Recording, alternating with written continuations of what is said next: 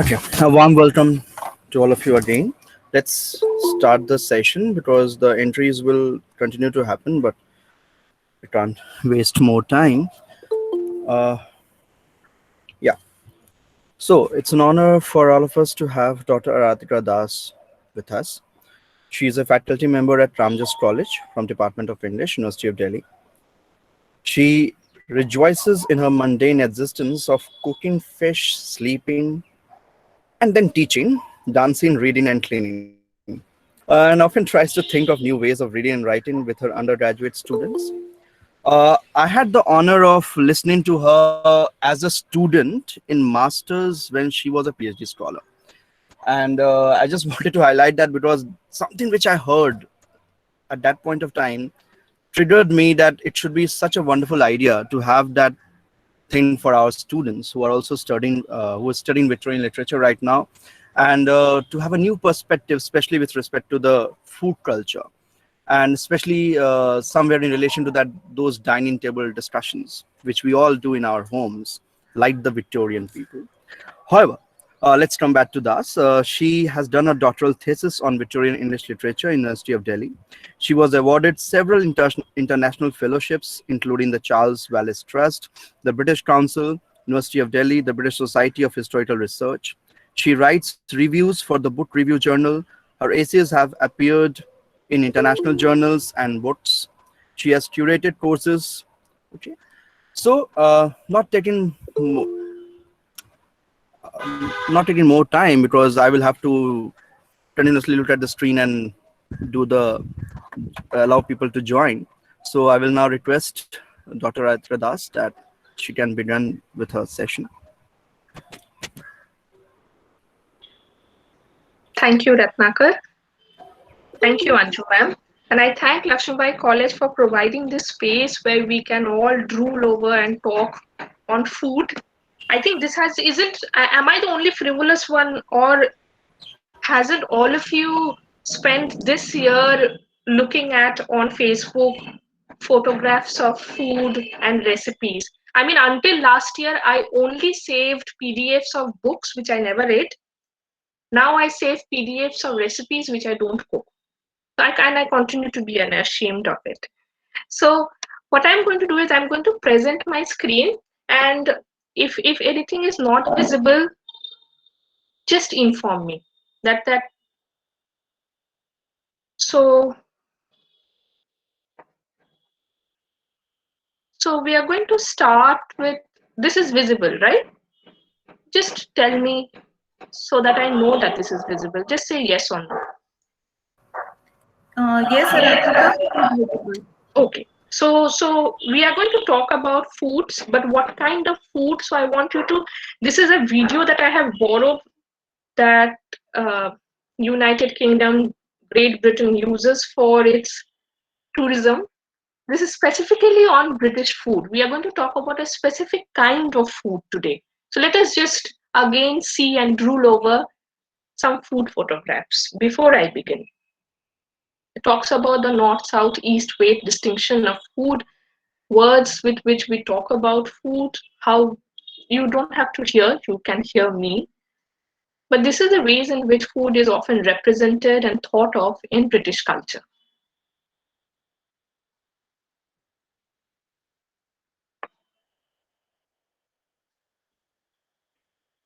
Food is important to us, not just to me, but I think we cannot exist without food. We are all made up of food.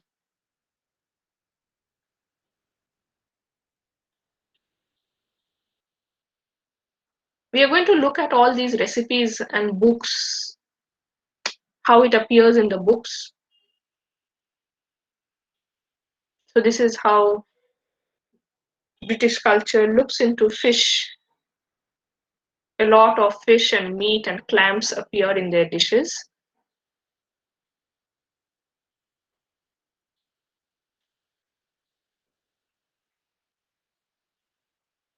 London is extremely important to those of us who work on English literature, Victorian culture. It is the metropolis, and this is the kind of food that we see in books that talk about London.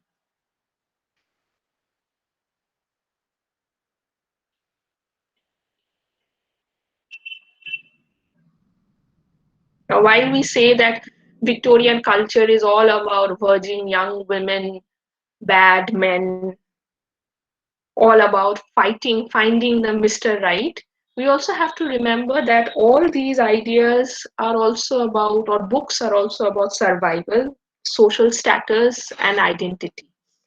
And all of these ideas come to us, reach us through food. Food as a metaphor, food as a character, food as a setting, food as a context. This is the kind of food that we see in our text.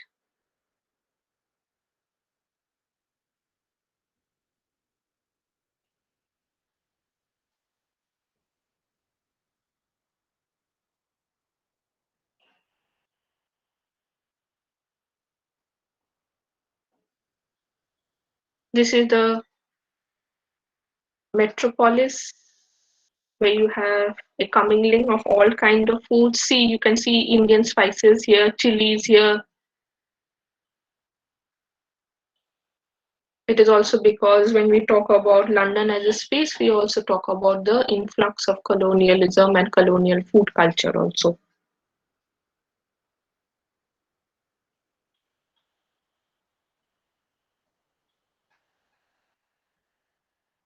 Okay, now this is what. Now one obvious reference of food appears in Melville, that is Moby Dick's, where you have an entire chapter on food. This is an entire chapter on piping hot clam and cod chowder. If you see that chapter actually talks about that entire recipe. It says you need to start with small, juicy clam, hazelnuts, salted pork, butter, pepper. Since we are nearer to lunchtime, I don't think I have to go to the recipe. But I want you to understand that food has always been important. Sometimes it appears prominently as it appears in Moby Dick, but sometimes it also appears through stories about food. Now, one important story about food is in Greek mythology as to why we have seasons. Now, harvest seasons exist because of Demeter's grief over her daughter's descent into the underground. The underground is often depicted as pomegranate, the fruit, and Persephone, that is the daughter of Demeter, goes to the underground for half of the year, giving the world seasons. Now, while oxygen, carbon dioxide, and water may be constant in our world, seasons are not very constant. And one of the reasons Greek mythology says is because of Demeter's grief and tears and how it brings about for us seasons. Now, food is essential part of how you sense the world, a part of sensory perception of the world. The most literal one that we see in our syllabus is Lewis Carroll, Alice in Wonderland. Alice follows a white rabbit into his hole and falls into a well. She, however, I think you can recall, she, however, manages to snatch a jar of orange marmalade. And quite understandably, she's disappointed when she sees that it is empty. I would be also. And remember that when she's falling, so while she's still in the process of falling, her main concern is, will others remember to give Dina the cat a saucer of milk at tea time? Think about the Mad Hatter tea party. Now, the Mad Hatter tea party scene, there is chaos. Everyone is arguing. You have changing places, a dozing dormouse on the table. You have meaningless riddles. You have silliness. And think about this scene for a while. This entire scene of tea party, of meaninglessness, of silliness, will be deeply unsettling for a Victorian reader. It will be profoundly not acceptable. Now, remember what kind of an age that is. We are speaking of an age that was meticulous about etiquette, especially of dining. For example, you would have a book like this, Hint on Etiquette and Usage of Society. This was first published in 1834. It runs for 28 editions up to 1854. And you have several books like this. These books like this explicitly prescribe what and how to eat and drink. and avoid appearing quote unquote ignorant and vulgar. In 1855, Lewis Carroll also comes up with a sarcastic book of his own, and he calls it Hints for Etiquette or Dining Out Made Easy. Look at the quotations that he says. He says that on meat being placed before you, there is no possible objection to your eating it. He's completely subverting the etiquette books that were there. Now remember, in middle and upper class household, eating was a segregated act. Children did not eat with adults and was usually taken care of by a nanny or a governess. Think about the Mad Hatter scene. The Mad Hatter tea party breaks all these rules. The Dormouse is asleep at the table. This is bad manners. Mad Hatter and the March Hare are resting with their elbows on the desk. Putting your elbow on the desk was explicitly bad manners according to the etiquette book. They are shouting, they are chewing loudly, they are talking while eating. All of these are bad manners. Importantly, Alice sits down to eat uninvited. Horror, horror. We see dirty cups, unwashed plates, spoon, mug jug, mug jug knocked over. It's almost as though the Victorian society is at threat. Rule books like this are ripped apart. It also alerts us then to the anxiety of what is happening to the food in this time. Alice in Wonderland is written at 1862. This was the time when bakers were suspected of adulteration. They were suspected of adding floor sweepings to arsenic in their flour to bulk out the bread. And children's sweets often contained plaster of Paris. There was mass outrage, and eventually in 1950, we have a government committee to look into food adulteration. Now, this is the context when Alice in Wonderland comes up. Think about the text of Alice in Wonderland. You have food adulteration even in the text. For example, I'll just give you a little example. You have tulip bulb that are mixed with onions. You have tart and soups that have sneeze-inducing ground pepper. And the best example is Alice is drinking from bottles of unidentified liquid. Can anyone tell me what was Alice's excuse from drinking out of that liquid, of that bottle? Anyone?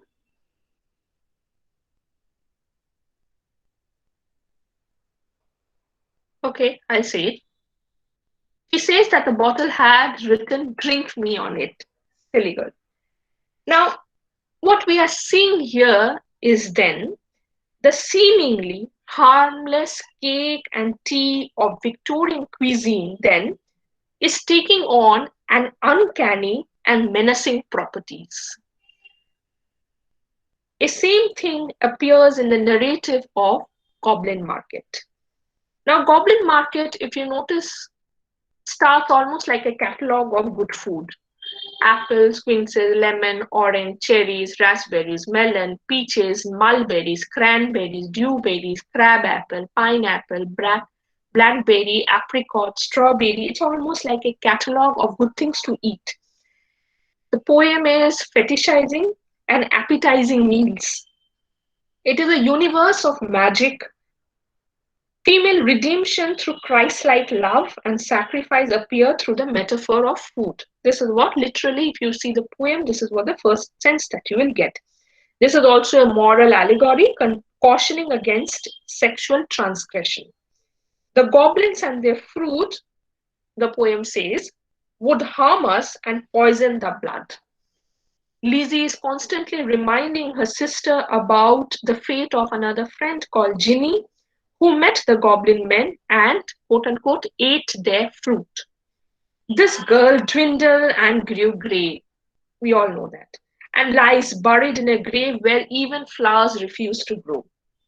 Later in the poem, we learn that Ginny should have been, I'm quoting, should have been a bride, but who for joys bride hoped to have, fell sick and died.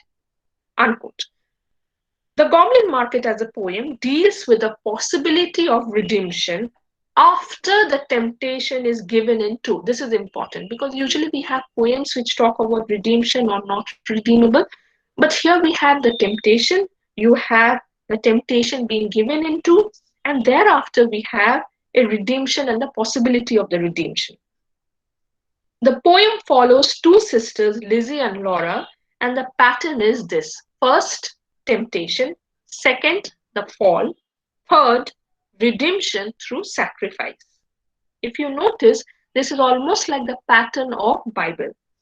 First, creation of humankind; second, temptation; third, fall into sin; and then redemption through the death of Christ. Now, in the second half, rather than viewing Laura with judgment, this part is important. Lizzie treats her sister with deep compassion, and I'm reading.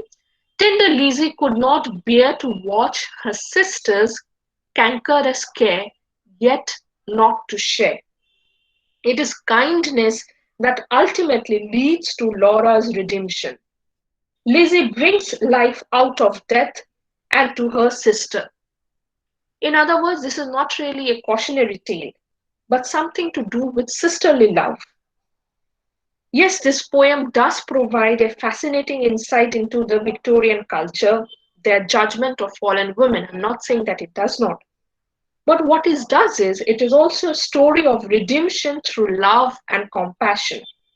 Laura acts as an Eve figure as she becomes fallen after eating the fruit forbidden. But the twin imagery used to describe the sisters suggests that either one has the potential to be fallen and be redeemed. If we say that this poem is about female experience and how female experience leads to fallenness, then perhaps we can also say that it is female innocence that is being reclaimed. Lizzie herself becomes the fruit and offers herself to be consumed by her sister. This is an idea that also Gilbert and Gober argue. Gilbert and Gober argue that Lizzie offers herself to be eaten and drunk. I am quoting from their text, Mad Woman in the Attic, in a womanly holy communion, again as a fruit. This poem is like the Garden of Eden then, and her sister does not raise her to the level of Christ, but take the fallen woman back to paradise. Remember, again, through the metaphor of fruit. All of these possibilities emerge through fruit. Now, this dichotomy of the familiar and the magical also appear in all these books and movies that you see about Harry Potter. You have extensive descriptions of Butter Bear. You have all these wonderful dishes of food that are intricately described. And one of the reasons why you have such descriptions appearing in the beginning of the text is to contrast, provide a sharp contrast to the hunger, that is, Harry Potter's hunger and his neglect in the non magical world. Now, Harry Potter's descriptions of food are so important that now you, in fact, have all of these available in the market. Harry Potter's food is now part of the mass consumer world. What we arrive at here is then a non-scarcity universe and a utilitarian kind of food. Food then occupies two ideas. It is both a space of comfort, nourishment, and a space of horror and disgust. Now, one book that I think is useful, it helped me to understand, is this. Now, here in the Boastful Chef, Discourse of Food in Ancient Greek Comedy, Wilkins describes how food makes room for comedy. I'm reading the quote. Comedy's connection with the food, with the body, reaches its most extreme form of treatment for excrement and vomit. Comedy confronts bodily evacuation squarely, placing excrement in the heavens. The same idea is subverted and appears, and I think this might surprise you, is here, is in horror. Horror is when food cannot be contained. Horror is when food escapes the contours of our body. Now, there is this space of in-betweenness between the two, the comedy and the horror. And it is this space of in-betweenness that literary texts deploy. Humor within deprivation of food or in unrealistic large men who explode while eating. There is also another text that if you are interested, you might want to read. This is available freely online. Chew on This, Disgust, Delay, and the Documentary Image in Food. This is an book that Barker writes, and she talks about this idea of moral disgust with physical disgust. And food deploys these two ideas very cleverly. One good example of how moral disgust / physical disgust appears through food is in this movie, and I want you to see this carefully. Let's just try to see it. Anyone can tell me which movie is this? This is Charlie and the Chocolate Factory. Now, this is Augustus. He loves to eat. He's an obese 9-year-old boy. Now, see this scene. He's eating and eating and eating and eating and eating. And notice that this is not a happy scene. This is a children movie, but this is not a happy scene. A 9-year-old boy, because he loves to eat, will be murdered. He'll die here. This is a sinister, dark, gloomy scene. But you're laughing at it. You're assumed that you will be laughing at it. All of this behavior is made to evoke laughter. And the humor, it is orchestrated in a way that you feel disgusted with his act of eating. You will feel disgust with the way he's eating, and he's always consumed with the act of eating. And therefore, as a glutton, it is fit that he should be expunged. This is what literally happens in here. Just take a while and let us see this, and then I'll start.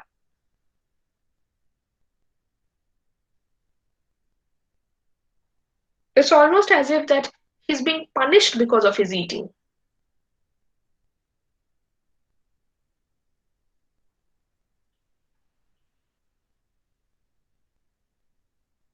So he's eating and he's punished as a glutton. Remember, gluttony is a sin. So we judge him as morally depraved 9-year-old boy, and we don't have any other information about Augustus except for that he overeats, except for that he loves to eat. He's an obese body.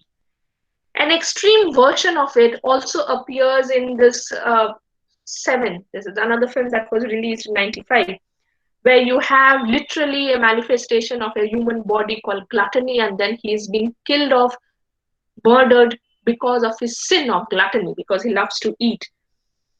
He's almost configured as an economic parasite. He's horrific. You are supposed to feel disgust, and you are supposed to see his act of eating as an act of monstrosity.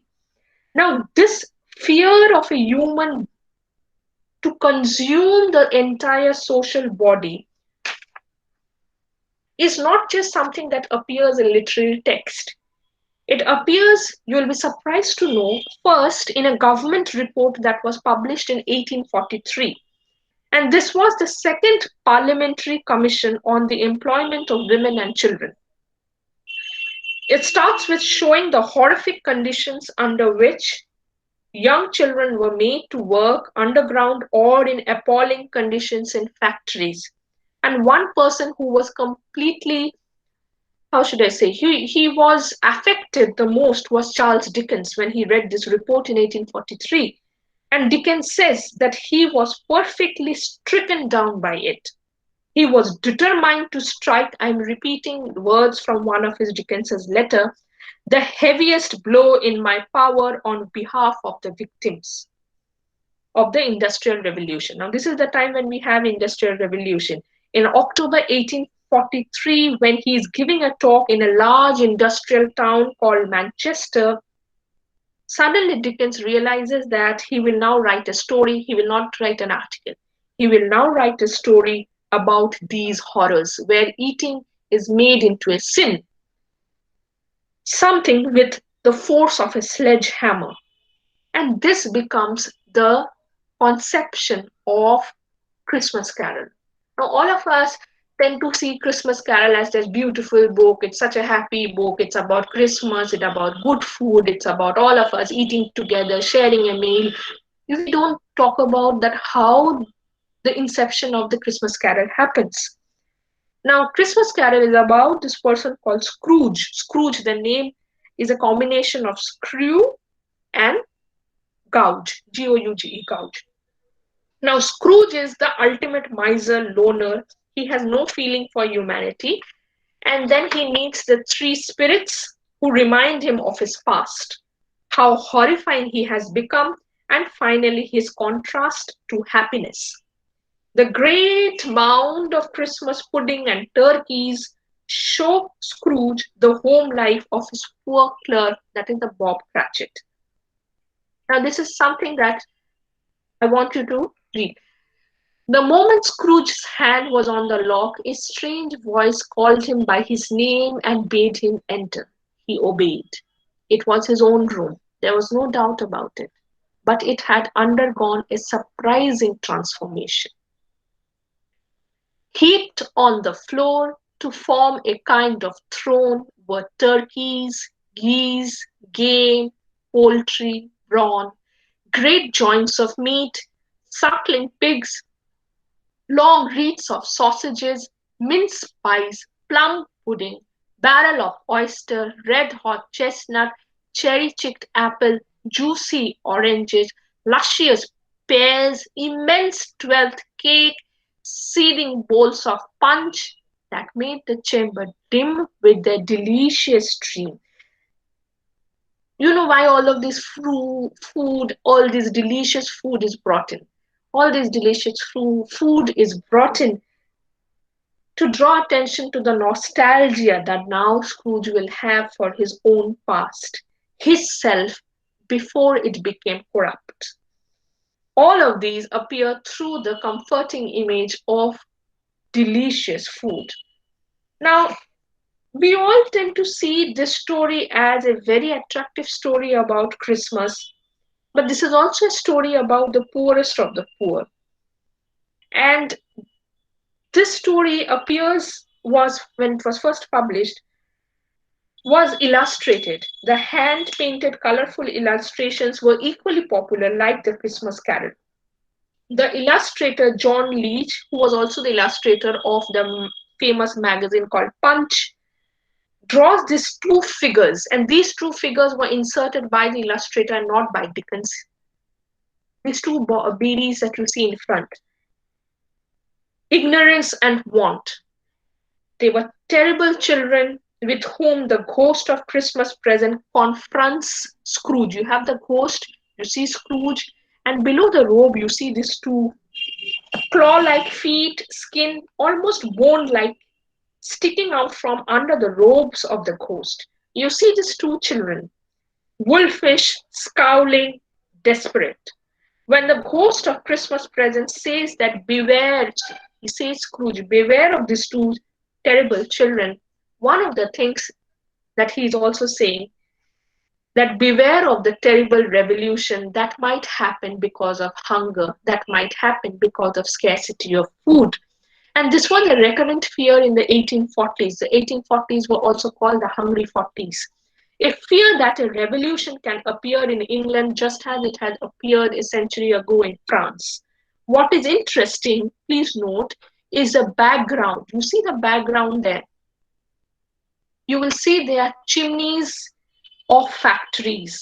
They are all factory chimneys and factories that are their background of the two children, highlighting the exploitation of children in mines and factories.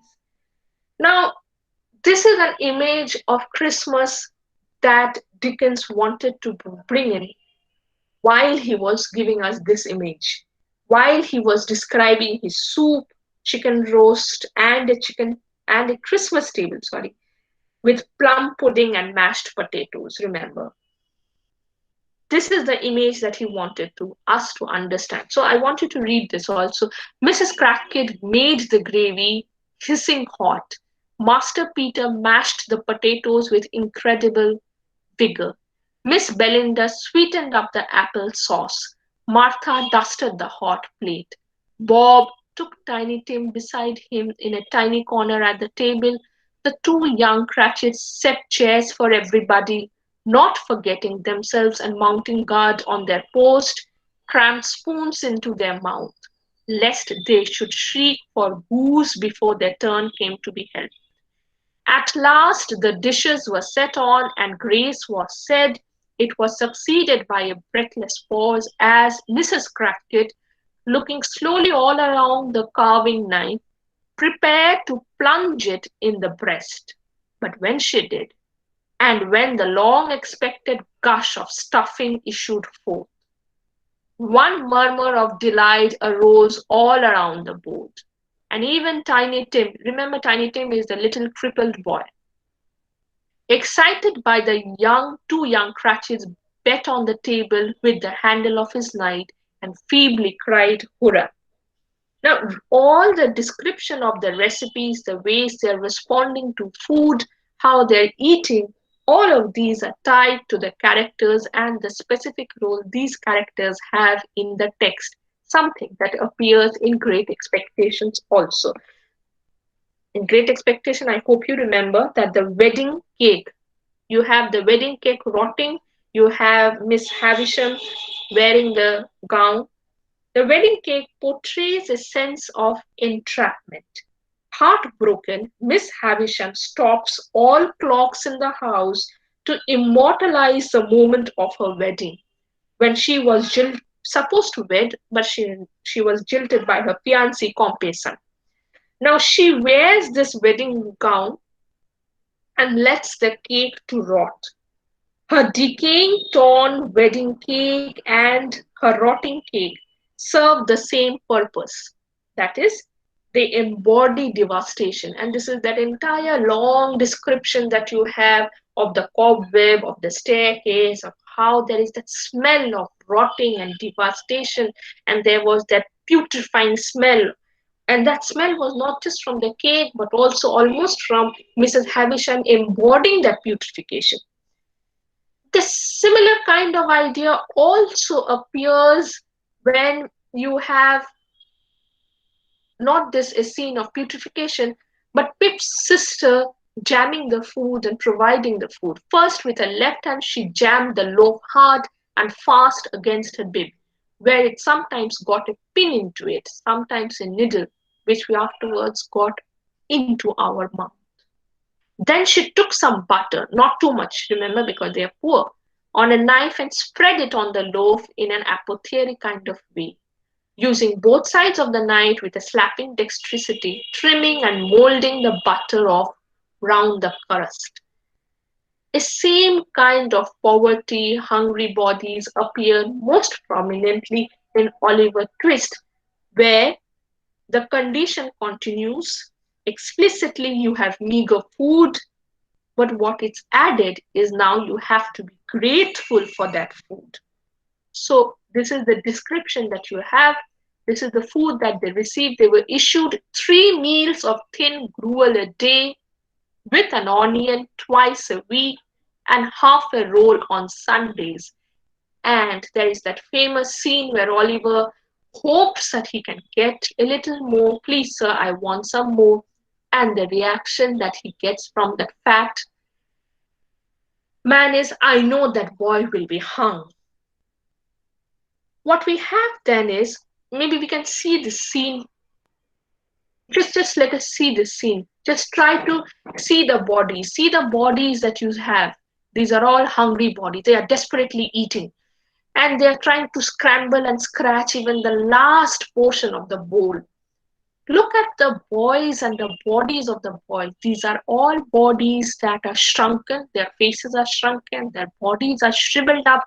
their eyes is dull. These are bodies that are hungry.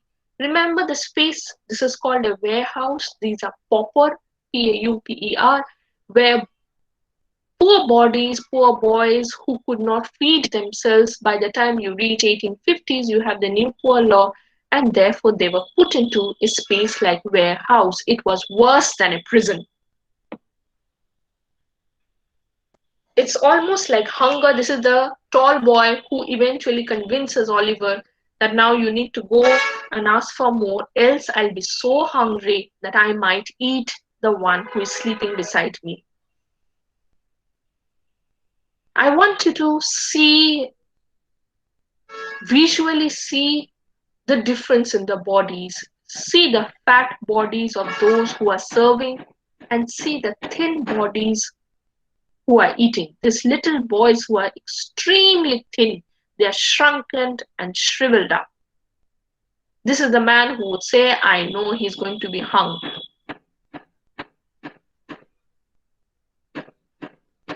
Now, hunger, starvation, poverty, economic deprivation, everything appears in this scene. And this appears alongside Christmas narrative. So while we are talking about, I should pause this. And while we are talking about goose and plum pudding, gin punch, smoking bishop, a mulled wine, citrus punch with port, all of these descriptions appear in Dickens's work. We are talking about Scrooge, who is a holiday character now, who learns generosity and kindness on Christmas. We also have to learn how it is a Cratchit family who is hungry and starved and now deserves a prized turkey. It is also hunger that makes one dangerous. Remember Magwitch, the figure in The Hungry Man whom Pip feeds in Great Expectations.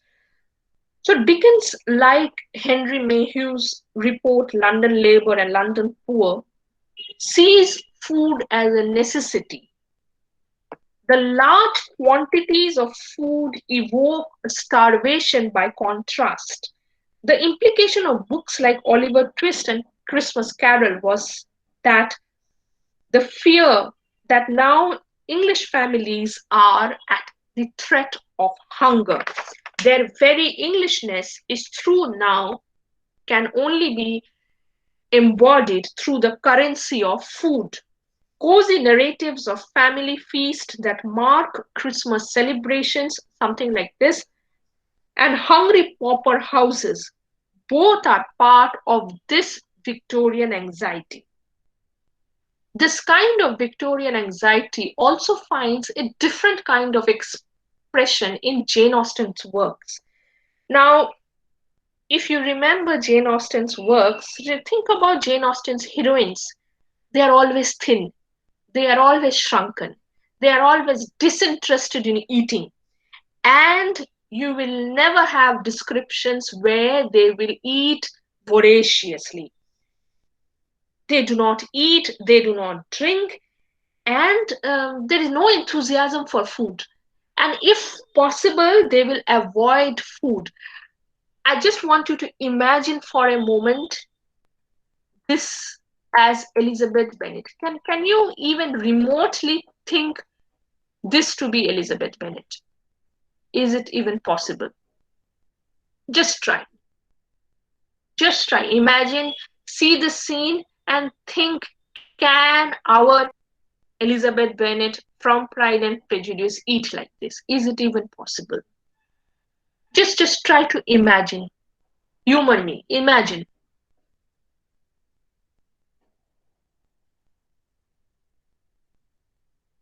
Will or think Jane or think Emma or Fanny Price of Mansfield Park. Can you ever think these women, will they be able to eat like this?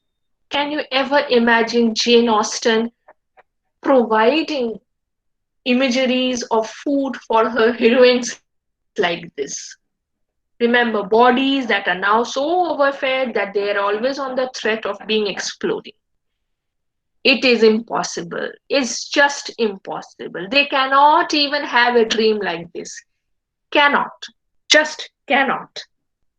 Now, Tea is occasionally allowed for Jane Austen heroines, but a good character, remember, who is a good character? Someone who is thoughtful, someone who can think, will be indifferent to it.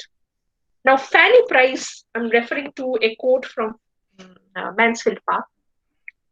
Fanny Price, after a long, exhausting journey from Mansfield, returns, and this is when her sister Susan offers her tea. This is her response. We are told Spirit was as much refreshed as her body. Her head and heart were soon the better for such well timed kindness. So, the very fact that she was offered tea replenishes her. There is no need to drink that tea. I would never remain alive, but I am not Fanny Price. Now, in Pride and Prejudice, Mrs. Bennett, remember, the novel starts with Mrs. Bennett thinking that now I'm going to invite Mr. Bingley to the family dinner. What kind of a family dinner does she think of? She's thinking of any Victorian dinner. Now, any Victorian dinner would start with dishes of soup, fish, roast, sweet and savory pies, creamy fricassees, meaty ragots, and then desserts of fruit, nut, sweetmeat. This family dinner should be such, and I'm quoting, should satisfy the appetite and pride of one who had 10,000 a year. In other words, of Mr. Darcy. But this does not happen. The evening turns into a failure, and this is the description that we have. The venison was roasted to a turn, and everybody said they never saw so fat a haunch. The soup was 50 times better than what we had at Lucas last week. And even Mr. Darcy acknowledged that the partridges were remarkably well done. And I suppose he has 2 or 3 French cooks at least. Now, Darcy ends up sitting beside Mrs. Bennet, and eventually this becomes a scene that portray her shallowness, and Darcy decides that no, none of Bennet's sisters will marry Mr. Bingley. What I want you to understand is if Mrs. Bennet's design of winning a suitor through venison and partridges make her a vulgar character, and if Fanny Price, Elizabeth, or Jane disdain for food make them reflective, thoughtful figures, then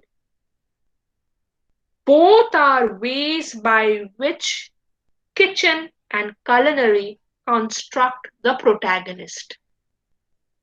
In 19th century Britain, then, a new relationship developed between eating and reading. First, cookbooks emerged as a commercial form. So you have books like this, like a domestic cookery, where you have descriptions of how a dinner ought to be done. Vegetables are put on the side table as large dinners, likewise sauces. Servants will bring them round, and if there is a delay, then awkwardness of the company may be spoiled. The table is of due size, the articles alluded to will or will not fill it too much. Novelists describe, this is second, novelists describe meals in detail. So you have so much description in detail in Jane Austen books that you eventually have books written based on recipes from Jane Austen. So something like you have in 1779 a dinner that is described. At 3 o'clock, we sat down to table, which was covered with salmon on top, fennel sauce to it, melted butter, lemon pickle and soy. At the bottom, a loin of veal roasted. On one side, kidney beans, on the other, peas. And in the middle, a hot pigeon pie with yolks of eggs in. To the kidney beans and peas succeeded hams and chickens, And when everything was removed, came a torrent tart. After dinner, we had water to wash, that is, finger bowls, and when the cloth was taken away, gooseberries, currants, melons, wines, cider. Written menu then begin to appear on dining table in both text, in also public and domestic sphere. For example, think about this that appears a French visitor to England in 1810 describes a simple moderate dinner that he has, and look into the description of what he calls a moderate dinner. A moderate dinner with the first course of oyster sauce, fish spinach, fowls, soup, bacon, vegetable, roasted or boiled beef. A second course of cream, ragout, celery, pastry, cream, macaroni, cauliflower, game, pastry, and a dessert of walnut, apple, raisin, almond, cake, pear, orange. You have recipe books like Hannah Glass or Elizabeth Goff, which are completely based and borrowed from the textual universe that appears in Jane Austen. So much so that now you have YouTube channels which work with these same idea. I just want you to look at this. It is so beautiful.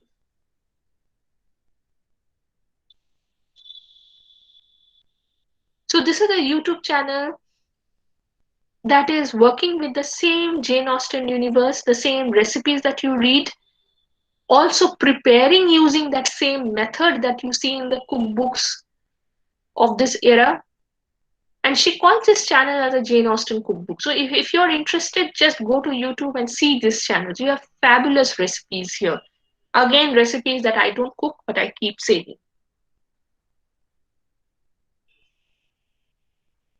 Note the kind of utensils that are being used, the tables, everything, everything. These are following the pattern that Jane Austen would be using in her text.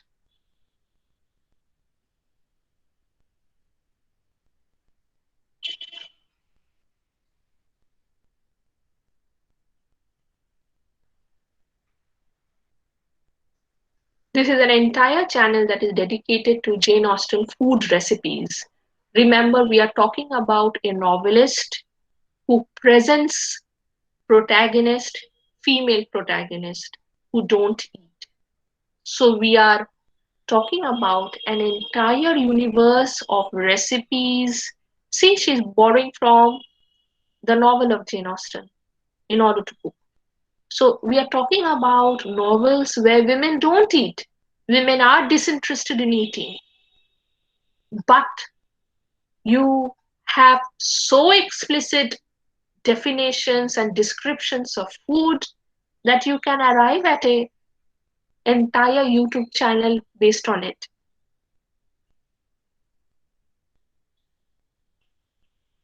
Let's just see it because it is so beautiful to look at.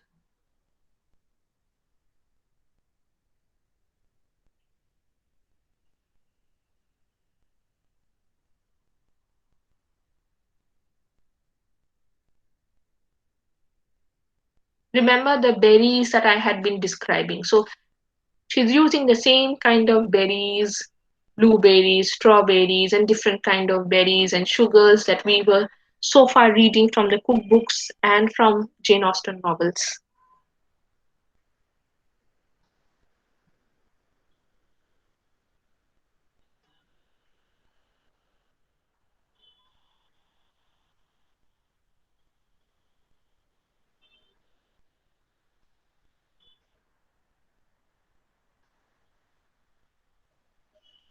Okay.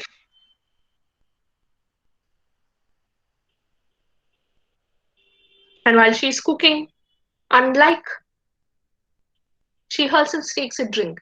Now, this is something that is unlike the works of Jane Austen heroines. Now, there's a fourth idea that I want you to remember. There was also an emergence of the fashion in dining table. Remember the tablecloth, the floral, the designs, the bowls that we just now saw. The fashion in dining style was also shifting from service a la francais, which is dishes were all served at the same time. We now have service a la Rousseau, in which meals are served to diners in courses. Diner had become serialized. Remember, the big novels that you are reading were also published in serial form. So Victorians consumed their literature in serial form, and now they consumed food also serialized. Meal times mirrored the apportioned, segregated, and suspenseful qualities of serialized fiction. Something that Henry James talks about in 1884 in his work called The Art of Fiction. There was a comfortable, good humored feeling abroad that a novel is a novel, as a pudding is a pudding, and that our only business is to swallow it. Pamela Gilbert also says that reading popular sensational novel was like ingestion. You also have Isabella Britton. She's a very popular Victorian cookbook writer. She says that dining is the privilege of civilization. Because eating was choreographed by servants, the serialization of the meal played a role in the privatization of social and libidinal life, something that appears again and again in the Victorian novels. The 19th century was interested in civilized and uncivilized ways of eating. Diet played a role in political protest.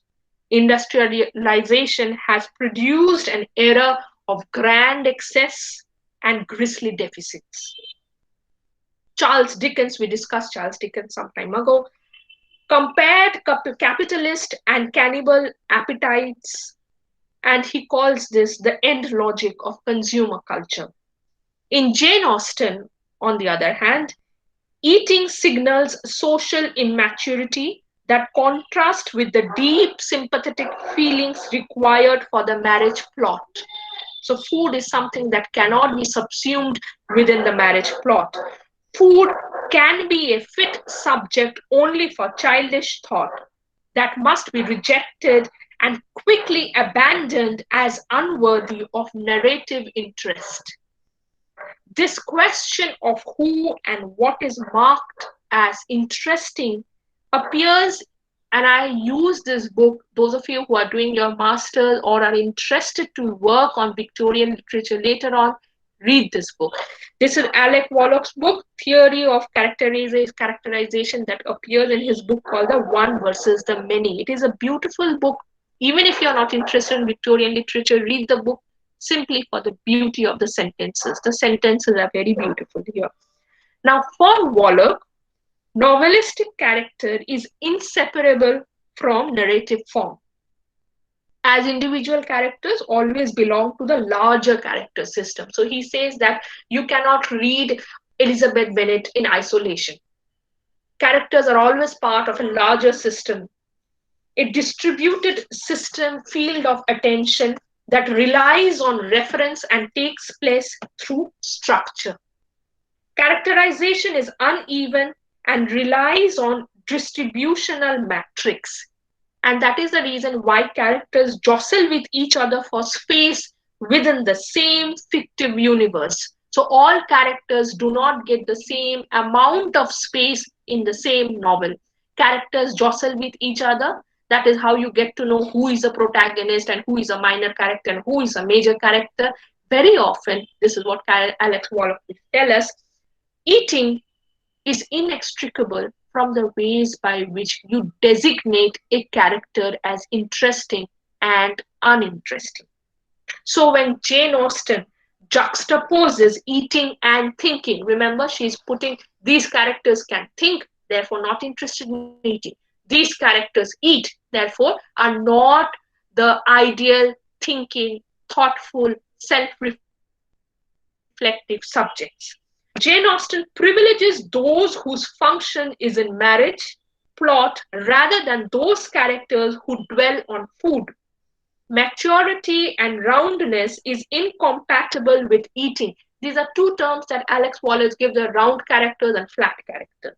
Psychological complex characters do not eat. And we saw some time ago what happens when characters eat. They become subject of ridicule, of disgust, so much so that they explode. Desexualized, anorexic femininity is what then appears as the ideal protagonist figures. A model of heterosexual interiority that is defined against gustatory appetite.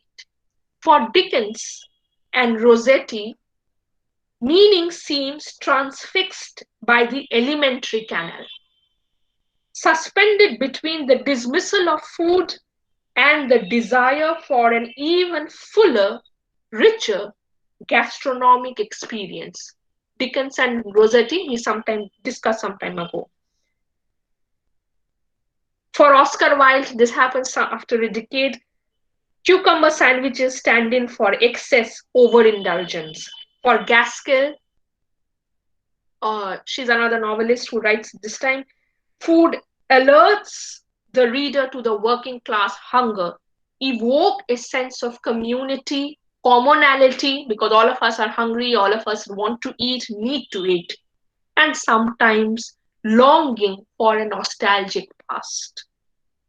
Now, the vulgarity of the body and the food is related to the reformulation of body and social space. This is an idea that I'll try to explain, but if there are questions, you can feel free to ask me later. And this appears most prominently is Malthus's work, Thomas Malthus's work, Essay on the Principle of Population. This was a time when you have social reformist writings coming up. And Malthus comes up with two ideas. First, people are universal in their appetite. A for food, B for passion. And the second idea, humans double their population at a rate that food cannot double. Inevitably, then, you would always have an excess of devouring bodies at the table. This is what he's saying. Since population increase in geometrical progression and the food supply in arithmetical progression, population tends to overrun food supply. The overeating wet nurse, voracious railway worker, hungry unemployed laborer, all of these were appearing in references. Now suddenly, by the time you move a little away from Jane Austen towards the end of the century, becomes figures with destructive appetite, dangerous adults who can now eat children.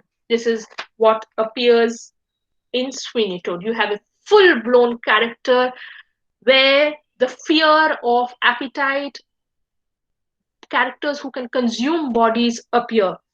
Now, in this book, you have burgers with meat of unknown origin, and in all probability, these are made of human flesh. Again, this fear, remember, continues. This also appear, the secret burgers also appear in Atwood's work. All this serve to remind the reader the hyper-consumerist world that the characters live in and eventually die in.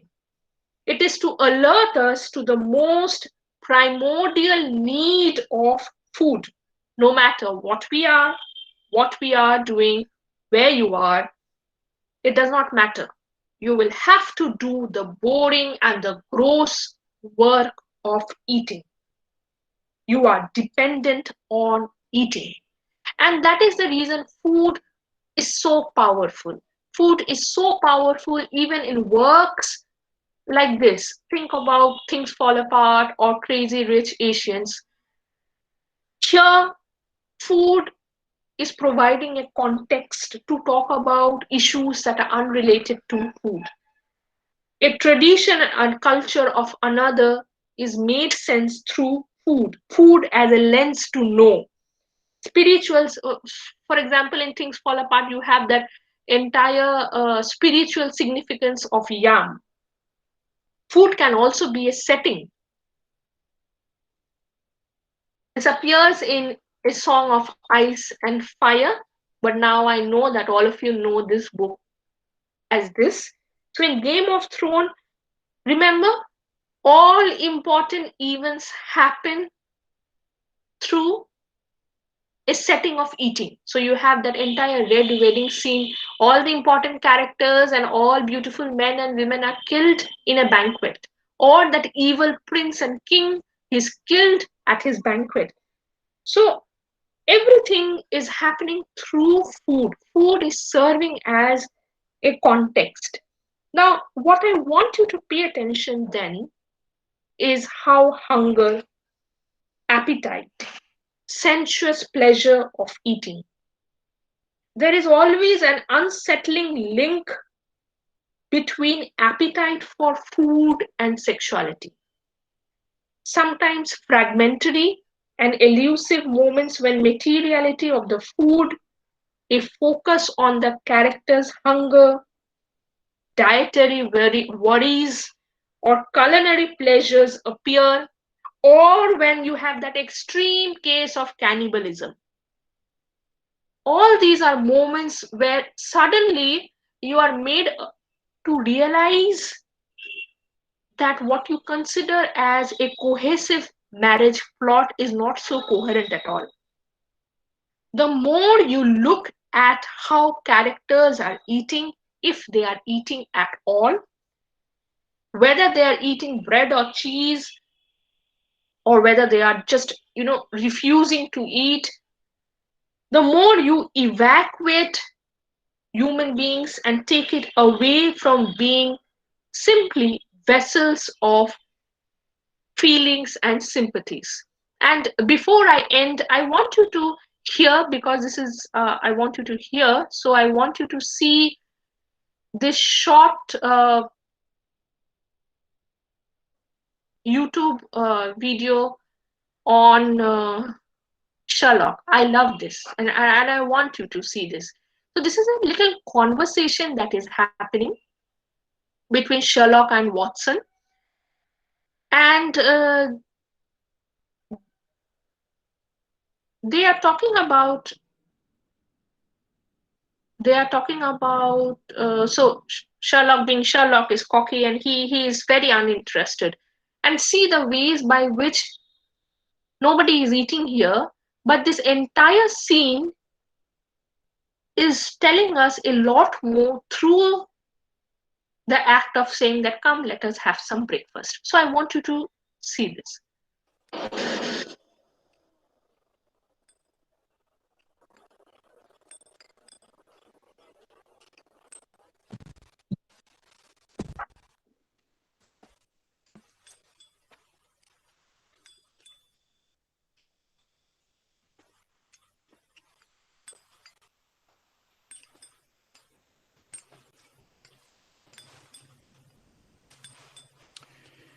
Holmes?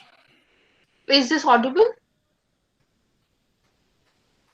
Yes, ma'am.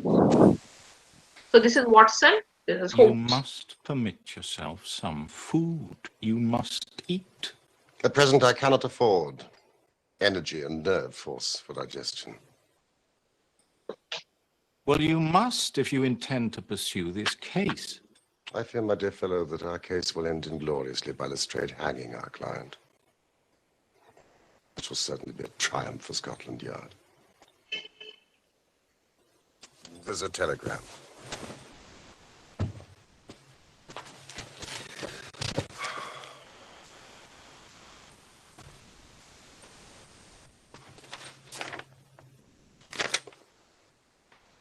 Important fresh evidence to hand. MacFarlane's guilt definitely established. Advise you to abandon case Lestrade. It is Lestrade's little cockadoodle of victory.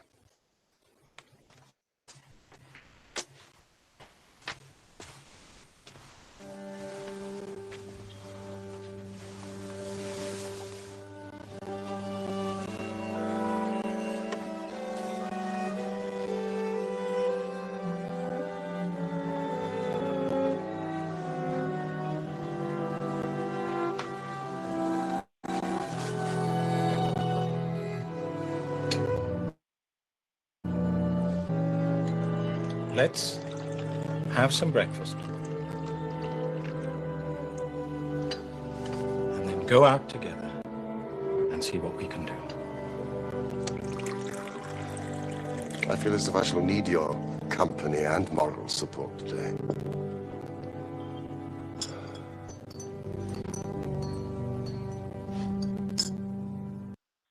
So eventually then Sherlock decides to have the breakfast.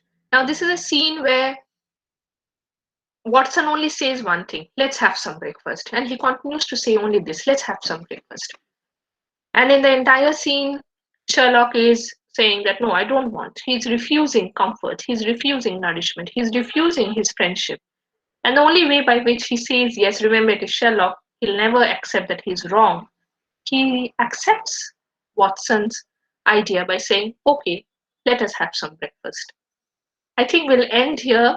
Please ask your questions. If you have any, if there is any idea that you want me to explain again. Thank you, Ratika. This was a wonderful session. One might call it delicious, yummy, and all we all wish to do for lunch now. We have a question from Devansh Butt in our chat box. He is asking, while we look at the gastronomic culture of Victorian English, I think it is also important to look at the Victorian kitchen. How was the kitchen conceptualized and visualized within Victorian literature? Could you please talk about the class structures that existed within and outside the space of the Victorian kitchen? It says like head cook, scullery maid, dairy maid, etc., who participated in the production of these dishes. So we have this question from one of the participants. I would like to respond to. Yes, so Divyansh, thank you for the question. And also,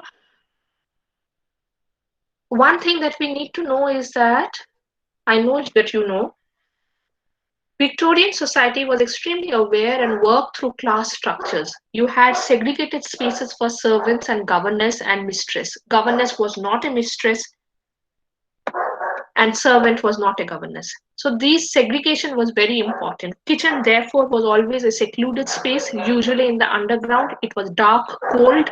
If you want to see visually, I think again, the new Sherlock with Robert Downey Jr., it has a lot of scenes, also Game of Thrones.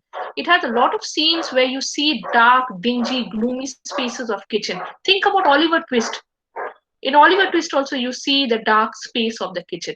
So these are spaces that was always conceptualized as someone where you have drudgery. It is a space of drudgery, labor. Always the women would work. Someone who would not be allowed to enter. And when you have a text like Sweeney Todd, that completely overturns the imagery that you see in Dickens or Gaskell. There, the kitchen, the dark, gloomy space, is where human beings, rich people, would be churned and made into burgers. So, when you class structure is important within the space of Victorian kitchen, and it is very much reflected through the segregation of the Victorian kitchen into the darkest of the all possible spaces into a Victorian house. It was architecturally designed in a way that you do not have sunlight, you do not have the comfort of living in a space like kitchen. Can I, Ratnakar, can I just Yeah, come in? I will ask Ruchi ma'am, please. Hi, Ratrika. Thank you so much. I teach a part of this paper in the college, and it was wonderful listening to you. You certainly have whipped up our appetites, certainly our intellectual appetites. So, I first, if I can quickly intervene into that question that was just asked, a fascinating question, and I'm reminded of Virginia Woolf and Mr. Bennett and Mrs. Brown, and perhaps that would also partly address the question, because she makes a distinction between the Victorian cook and the Georgian cook, and she says that the Victorian cook is a creature of the netherworld, So that ties up very well with what you were just saying. And she calls the Georgian cook, on the other hand, a creature of sunshine, emerging from the downstairs and asking for the newspaper, etc. So that was one. That was just a quick intervention, and also a couple of more things that because I need to go to college, so I told Ratnakar that I just do a quick chat with you.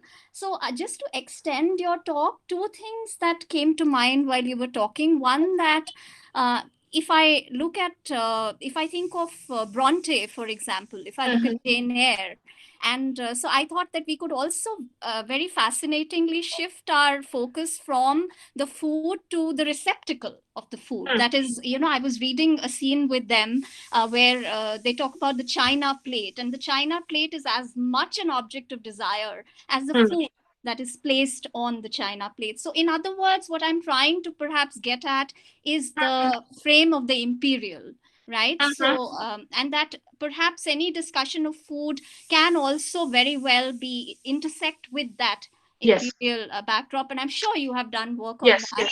And of course, it's not possible to encompass everything in one talk. I completely understand that. And I have also done a bit of work, and I've written a bit on these areas. So I have particularly looked at something which I think exemplifies the contradictions that you were talking about, which is tea, right? So tea, which is within commas, quintessentially English, and yet so foreign. So I thought that, I would just quickly add to your talk. And so that's it's a very important addition also, because something that we started but I couldn't develop that argument, partly because paucity of time, is because also this colonial idea, what is excluded, what is considered to be rich food, tea, also sugar. So these are ideas which come in the colonial reading of the text, and at the same time also what you are pointing out to the chinaware, the bowls, the table, the design of the table. Yes, these are extremely important. And in fact, Jane Eyre, because it is a Gothic text, also subverts this idea of hungry bodies that you see in a text like Jane Austen's book.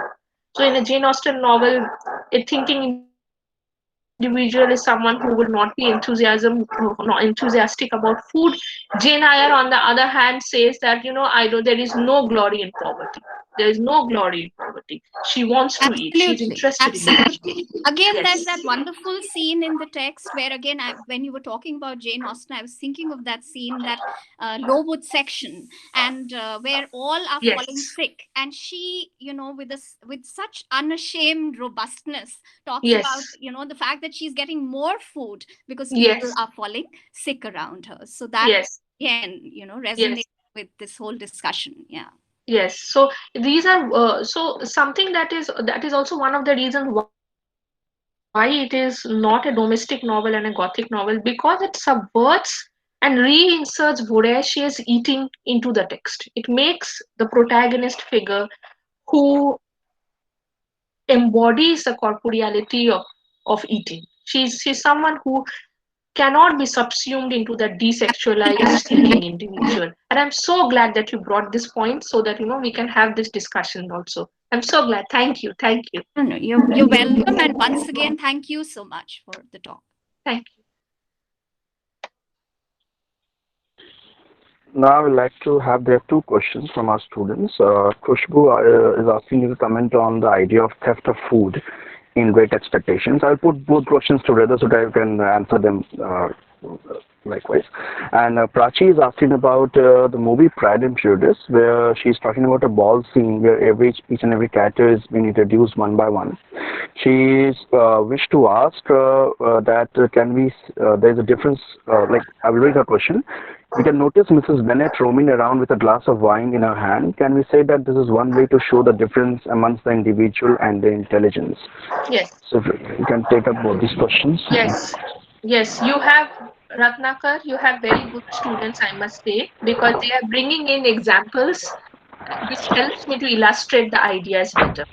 So theft of food becomes an important scene, a premise in Great Expectation, not just the theft of food where Pip is stealing the food, but remember where he steals the food so that Magwitch eats. And what is the fear? That Magwitch, what does he say? That if you don't bring food for me, I'm going to eat you tomorrow. So there's that he fears that he's going to be a consumable object, and therefore he goes quickly and steals the bread and gives to Magwitch. And then how does Magwitch eats? That entire fascinating description where Magwitch looks sideways and sees, and there's an animalistic imagery in the description of how he's eating. Again, the same idea as to those who eat are not figures who are quote unquote the good characters. A good character is not someone who would be a voracious eater or who would be eating with that kind of an imagery. This also takes us to the second comparison, where Mrs. Bennett is roaming with a glass of wine, that is WINE. Now, yes. Now, remember that these are spaces of ballroom. These are, of course, spaces where you would have 3 or 4 courses of dinner. And we just now discussed how 1 course of dinner, 3 courses of dinner would have at least 25 dishes. And Jane Austen is very carefully maneuvering and orchestrating that space. Those like Mr. Collins or Mrs. Bennett, those characters who are invested in eating are not characters who are capable of self-reflection and thoughtful thinking. It is not so much intelligence as so much the capacity to think. These are not what Nancy Armstrong says, the thinking individuals of 19th century. If you are interested, read Nancy Armstrong's book, Desire and the Domestic Fiction. Thanks for taking up the questions right now. We are almost towards the end now. There's just one comment which I wish to make. I did, I think in my master's and MPhil, I did a paper on potatoes, and I thought that it might be an interesting insight into it. That, for example, potatoes are something which are not liked by British English people because it belongs to Ireland. It's Irish food. Yes. And how the Russian is a staple food. So I just want to bring in that how in Victorian you will not find like there's a clear-cut class division with respect to what kind of food they eat. So meat belongs to the upper class, potatoes are for the labor. For example, Yes. Sons and Lovers, we can see the burgers. And so just comment on that I thought to. Yes, thank you, Ratnakar, for bringing in the idea of potato. If you are interested, there is a beautiful essay by Catherine Gallagher on potato. It's called the Potato Essay. Oh, I did a presentation on that essay only. I just remember. I did it like 6-7 years back. So. Okay. So potatoes, in fact, were abundantly available, but no one would eat, even on the situation of a famine, because it was not food that was fit enough to be eaten. That was a class distinction. It would completely denominate you as someone who is not a good person, and therefore you cannot eat potato. So what you consume, how you consume, as Ruchi ma'am was trying to explain you, where you consume, all these are ideas that are inextricable from the ways by which human subjectivity was constructed and construed, not just in the Victorian age but also in the Victorian novels. Thanks a lot, Ratrika. Now I'll ask Anju ma'am, please to have the vote of thanks for Ratrika and for our wonderful audience. Anju ma'am. Sure, Ratnakar, thank you so much. So, on behalf of the Department of English, Lakshmibai College, I express my heartfelt thanks to our guest, Dr. Aratrika Das. Thank you, Aratrika, for sharing your valuable insights with us. It was a wonderful session.